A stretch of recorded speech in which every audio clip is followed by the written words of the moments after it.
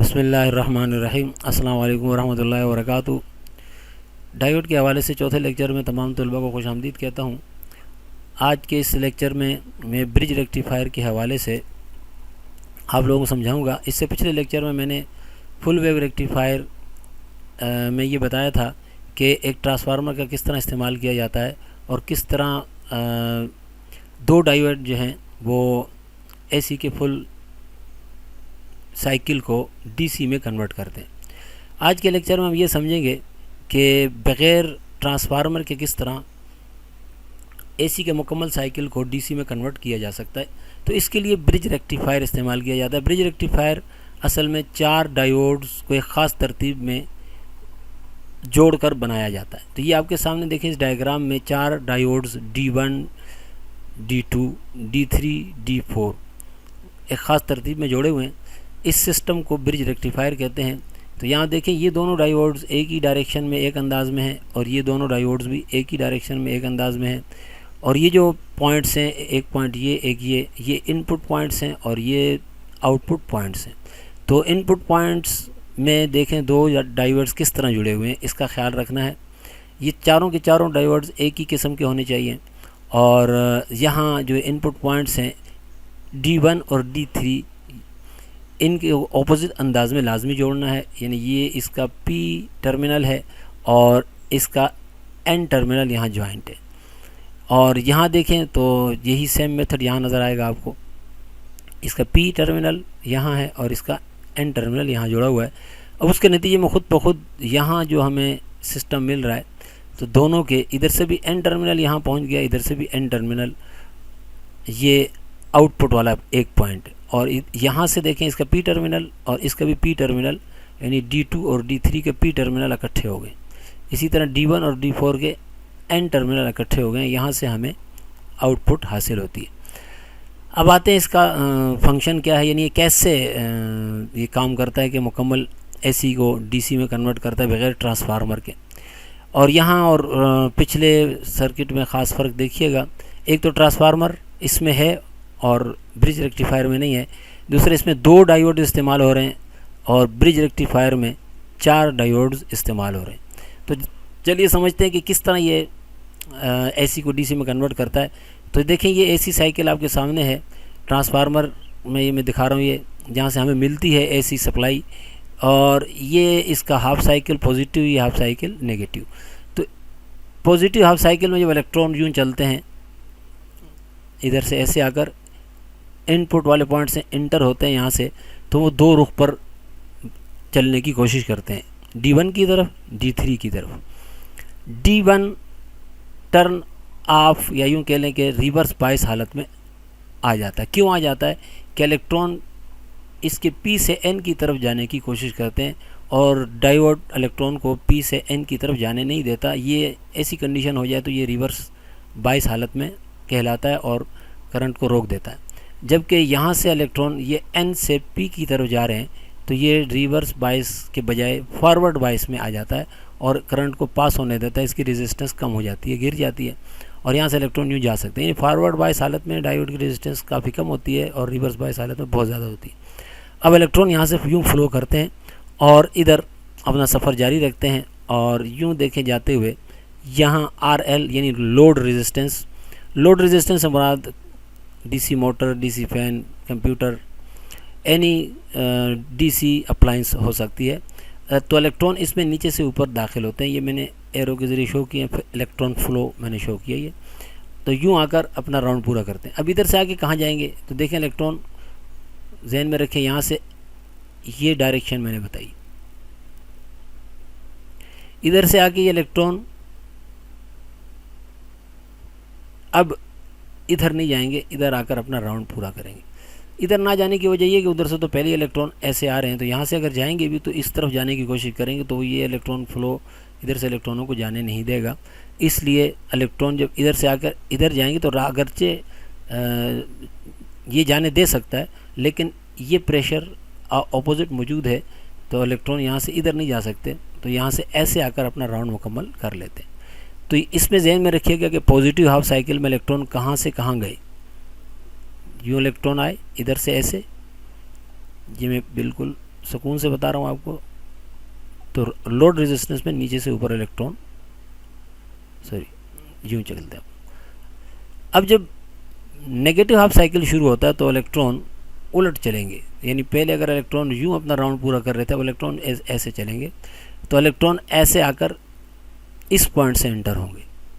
जैसे यहाँ से एंटर होंगे, अब फिर दो रास्ते हैं, इधर भी इलेक्ट्रॉन जाने की कोशिश करेंगे, इधर भी, लेकिन इधर नहीं जा सकेंगे क्योंकि ये D4 रिवर्स बाइस हालत में है, देख लें आप, और ये फॉरवर्ड बाइस हालत में आ जाता है। इलेक्ट्रॉन इधर से ऐसे आकर फिर इसी तार में दाखिल होते हैं, जैसे पहले भी यहीं से आए थे, और यूं सफ़र करके लोड रेजिस्टेंस में इसी सिरे से नीचे से ऊपर की तरफ दाखिल होंगे और अपना राउंड पूरा करेंगे। अब ज़हन में रखिएगा, अब इलेक्ट्रॉन राउंड ये है, इधर से इलेक्ट्रॉन यूँ आएंगे, इधर ऐसे आकर,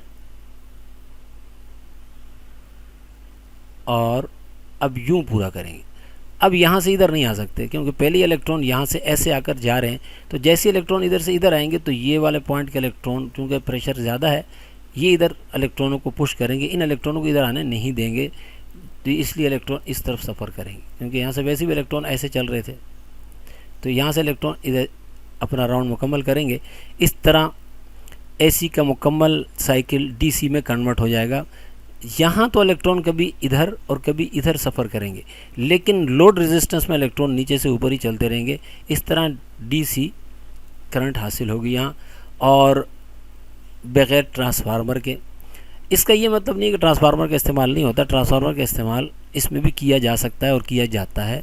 चलिए इसको भी समझते हैं कि क्यों किया जाता है और कैसे किया जाता है। तो देखें, ये ट्रांसफार्मर इस ट्रांसफार्मर से मुख्तलिफ है। ये सेंटर टेप है, और जबकि यहाँ सेंटर टेप नहीं है, यहाँ सिंगल कॉइल इस्तेमाल हुआ है सेकेंडरी कॉइल के तौर पर।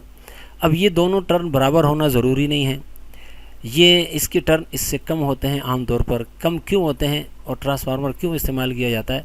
असल में ट्रांसफार्मर की अब भी ज़रूरत इसलिए होती है कि हाई वोल्टेज को लो वोल्टेज में कन्वर्ट करना होता है। यानी 220 वोल्ट है फॉर एग्ज़ाम्पल, और हम लोड रेजिस्टेंस आमतौर पर DC आलात जो हैं वो 12 वोल्ट पे चलते हैं, बाज़ औक़ात 12 से भी कम पे चलते हैं, 6 पे, 3 पे, 2 पे। तो अब उन्हें 220 वोल्ट तो नहीं देना, तो वोल्टेज कम करने के लिए हमें स्टेप डाउन ट्रांसफार्मर इस्तेमाल करना होता है। उसके लिए यहाँ क्या करना होगा, इसके मुकाबले में कम टर्न इस्तेमाल करने होंगे। तो ट्रांसफार्मर के अपने उसूल हैं। यहाँ मैं सिर्फ सादा सी बात बता देता हूँ कि अगर हम सेकेंडरी कॉइल के टर्न कम करते जाएँ प्राइमरी से, तो वोल्टेज यहाँ गिरता जाएगा, कम होता जाएगा। फॉर एग्ज़ाम्पल, यहाँ अगर 1000 टर्न है, यानी तार का कॉइल में 1000 राउंड है, और यहाँ हम सिर्फ 100 राउंड लगा देते हैं, तो ये 10 गुना कम हो गए, वोल्टेज भी 10 गुना कम हो जाएगा। यानी अगर ये 220 वोल्ट है, 220 को 10 से डिवाइड करें तो 22 वोल्ट बच जाएगा यहाँ पर। इस तरह बाकायदा एक फार्मूले हैं, उसके ज़रिए से कैलकुलेशन कर ली जाती है कि हमें यहाँ कितना वोल्टेज चाहिए, और इसी हिसाब से तार के जो राउंड हैं वो कम कर लिए जाते हैं सेकेंडरी कॉइल में। तो ये फ़ायदा हो जाता है अब ट्रांसफार्मर का कि हाई वोल्टेज लो वोल्टेज में कन्वर्ट होकर यहाँ बतौर इनपुट इस्तेमाल होता है। उसके बाद का फंक्शन वैसे का वैसे ही रहता है जैसे मैंने अभी समझाया था। और कभी इसके अलावा बग़ैर ट्रांसफार्मर के भी वोल्टेज को डाउन किया जा सकता है। उसके लिए क्या करते हैं, देखिए ये जो सिस्टम है, इसमें यहाँ एक रेजिस्टेंस लगा दी जाए या यहाँ लगा दी जाए, तो उसके नतीजे में वोल्टेज ड्रॉप हो जाएगा। अब उस रेजिस्टेंस की बाकायदा कैलकुलेशन करनी पड़ेगी, और किस बुनियाद पर, वो इस बुनियाद पर होगी कि मैक्सिमम करंट हम कितनी चाहते हैं आउटपुट में, यानी ये जो आउटपुट पॉइंट है, ये लोड रेजिस्टेंस हम क्या चाहते हैं कि ज़्यादा से ज़्यादा कितनी करंट इसको मिलनी चाहिए। तो उसके लिए उस बुनियाद पर फिर कैलकुलेशन करके यहाँ रेजिस्टेंस लगा दी जाती है, तो बाकी वोल्टेज उस पर ड्रॉप हो जाता है। यानी अगर हम चाहते हैं यहाँ से हमें सिर्फ 10 वोल्ट मिले, 5 वोल्ट मिले, तो हमें एक बाकायदा फार्मूले की मदद से रेजिस्टेंस कैलकुलेट करनी पड़ेगी और वो रेजिस्टेंस यहाँ लगानी पड़ेगी।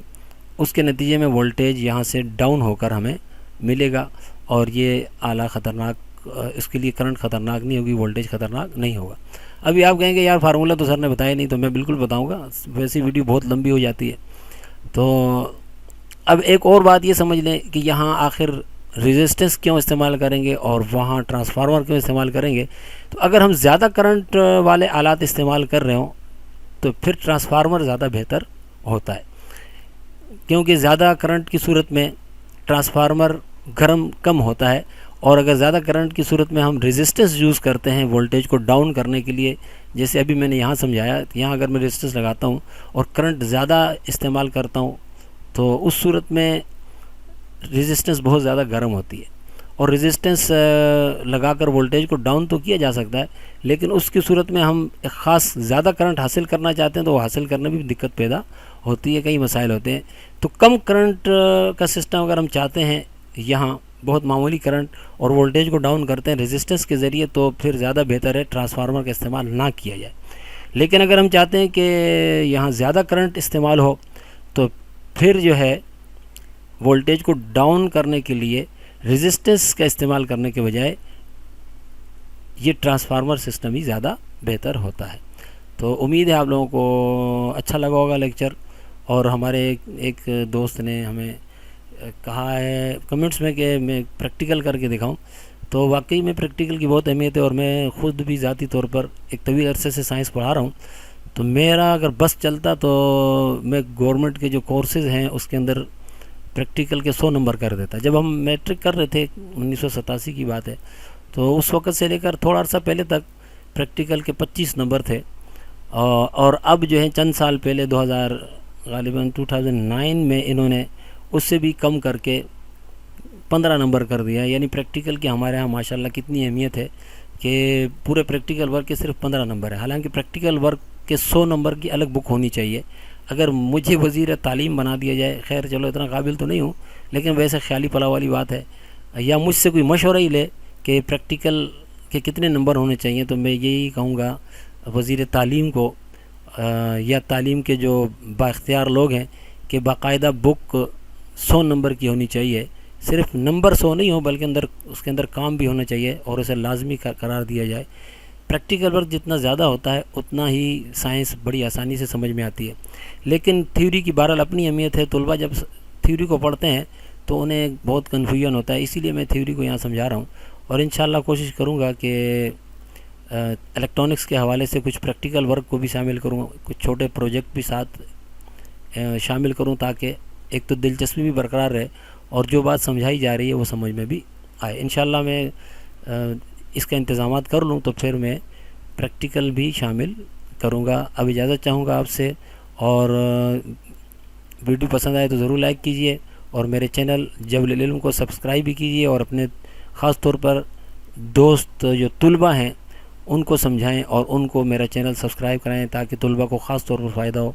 और वो लोग जो इल्म से दिलचस्पी रखते हैं तो वो भी फ़ायदा उठा सकते हैं मेरे चैनल को सब्सक्राइब करके। लेकिन मेरी ज़्यादा दिलचस्पी ख़ास तौर पर उन लोगों से है जो बाकायदा तौर पर तालिब इल्म में पढ़ रहे हैं, उनको इल्म की ज़रूरत है। जो वैसे इल्म में इजाफ़े की खातिर मेरा चैनल सब्सक्राइब करते हैं तो बहुत अच्छी बात है, लेकिन जो बाकायदा तौर पर पढ़ रहे हैं, तालिब इल्म हैं, तो मैं यकीनन भरपूर कोशिश करता हूँ कि अपना इल्म उन तक मुंतकिल करूँ।